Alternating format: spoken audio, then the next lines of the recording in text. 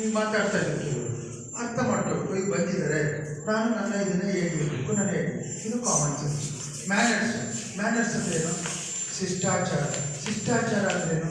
ಎಲ್ಲಿ ಯಾರಿಗೆ ಗೌರವ ಕೊಡಬೇಕು, ತಂದೆ ತಾಯಿಗೆ ಏನು ಕೊಡಬೇಕು, ಗುರುಗಳಿಗೆ ಏನು ಕೊಡಬೇಕು, ಚಿಕ್ಕವ್ರನ್ನ ಏನು ಮಾತಾಡಿಸ್ಬೇಕು, ವಯಸ್ಸಾದವ್ರನ್ನ ಏನು ಮಾತಾಡಿಸ್ಬೇಕು, ಸಮುದಾಯ ಏನು ಮಾತಾಡಿಸ್ಬೇಕು, ನನ್ನ ದೇಶದ ಬಗ್ಗೆ ನನ್ನ ಅಭಿಮಾನ ಏನು ಇಟ್ಕೋಬೇಕು, ಯಾವ ಸಂದರ್ಭದಲ್ಲಿ ರಾಷ್ಟ್ರಗೀತೆ ಆಡುವಾಗ ಹೇಗಿರಬೇಕು, ನಾನು ಪ್ರಾರ್ಥನೆ ಮಾಡುವಾಗ ಯಾವ ರೀತಿ ಇರಬೇಕು, ನಮ್ಮ ಮನೇಲಿ ಯಾವುದೊಂದು ಫಂಕ್ಷನ್ ನಡೆಯುತ್ತೆ ಅವ್ರನ್ನ ಬಂದವ್ರನ್ನ ಯಾವ ರೀತಿ ನಾನು ಟ್ರೀಟ್ ಮಾಡಬೇಕು, ಇವೆಲ್ಲ ಶಿಷ್ಟಾಚಾರ. ಬನ್ನಿ ಅಮ್ಮ ಕೂತ್ಕೊಳ್ಳಿ, ಬನ್ನಿ ಅಜ್ಜ, ಬನ್ನಿ ಸರ್, ಊಟ ಮಾಡಿದ್ರೆ ಈಗ ಬಂದರೆ. ಸೊ ಹೀಗೆ ಇವೆಲ್ಲವೂ ಕೂಡ ಶಿಷ್ಟಾಚಾರ.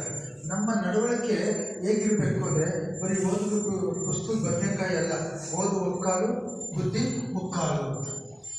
ಓದೋದ್ರ ಜೊತೆಗೆ ಇವೆಲ್ಲ ಇರಬೇಕು.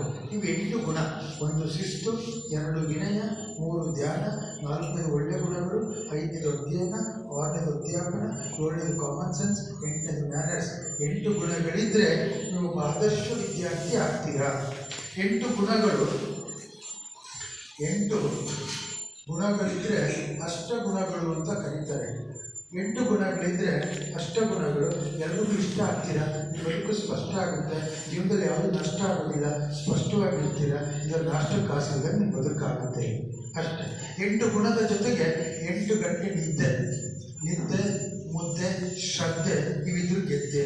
ಊಟಕ್ಕೆ ಮುದ್ದೆ ಇರಬೇಕಂತೆ, 8 ಗಂಟೆ ನಿದ್ದೆ, ಓದೋ ವಿಚಾರದಲ್ಲಿ ಶ್ರದ್ಧೆ ಇವಿದ್ರು ಗೆದ್ದೆ. ಇದರಲ್ಲಿ ಪಾತಾಳ ನಿದ್ದೆ. ಈಗ ಆಯ್ತಾ? 8 ಗಂಟೆ 8 ಗುಣ ಇಟ್ಕೊಂಡ್ರೆ 8 ಗಂಟೆ ನಿದ್ದೆ. 8 ವರ್ಷ ಕಷ್ಟಪಡಬೇಕು. ಏನು ಬರೀ ಕಷ್ಟಪಡೋದಲ್ಲ, ಇಷ್ಟನೂ ಪಡಬೇಕು. ಹೇಗೆ ಸರ್? 8 ವರ್ಷ SLC 1 ವರ್ಷ, PUC 2 ವರ್ಷ, ಡಿಗ್ರಿ 3 ವರ್ಷ, ಮಾಸ್ಟರ್ ಡಿಗ್ರಿ 2 ವರ್ಷ. ನೀವು ಕಷ್ಟಪಟ್ಟು ಹೋಗಿದ್ರೆ 80 ವರ್ಷ ಸುಖವಾಗಿರ್ತೀರಿ. ಇಲ್ಲ 8 ವರ್ಷ ಸುಖವಾಗಿದ್ದರೆ 80 ವರ್ಷ ಕಷ್ಟಪಡ್ತೀರಿ. ಆಮೇಲೆ 8 ವರ್ಷ ಆದರೆ 80 ವರ್ಷ. ಇದು ನಮ್ಮನ್ನು ನೀಟಾಗಿ ಅರ್ಥ ಮಾಡ್ತೀವಿ. ಸ್ಟೂಡೆಂಟ್ ಲೈಫು ಗೋಲ್ಡನ್ ಲೈಫ್ ಅಂತ ಕರೀತಾರೆ. Student life is A golden life. ಹೆಚ್ಚು ಕಡಿಮೆ ಆದರೆ ಗೋಡೌನ್ ಲೈಫ್ ಅಂತ. ಗೋಲ್ಡನ್ ಲೈಫ್ ಯಾವುದು, ಗೋಡೌನ್ ಲೈಫ್ ಯಾವುದು? ಚೆನ್ನಾಗಿ ಓದ್ಕೊಂಡು ಒಳ್ಳೆ ವ್ಯಕ್ತಿ ಆದರೆ ನಿಮ್ಮದು ಗೋಲ್ಡನ್ ಲೈಫ್ ಆಗುತ್ತೆ. ಈಗ ಫೇಲ್ ಆದರೆ ಗೋಡೌನ್ ಲೈಫ್ ಆಗುತ್ತೆ. ಗೋಡೌನ್ ಲೈಫ್ ಯಾವುದಪ್ಪ ಅಂತಂದರೆ ಗೋಡೌನಲ್ಲಿ ಲೆಕ್ಕ ಬರೀಬೇಕು, ಗೋಡೌನಲ್ಲಿ ಮೂಟೆ ಹೊಡಬೇಕು. ಅದೇ ಹೆಣ್ಮಕ್ಳು ಪಾಸ್ ಆದರೆ ಕಾಲೇಜು, ಫೇಲ್ ಆದರೆ ಮ್ಯಾರೇಜ್.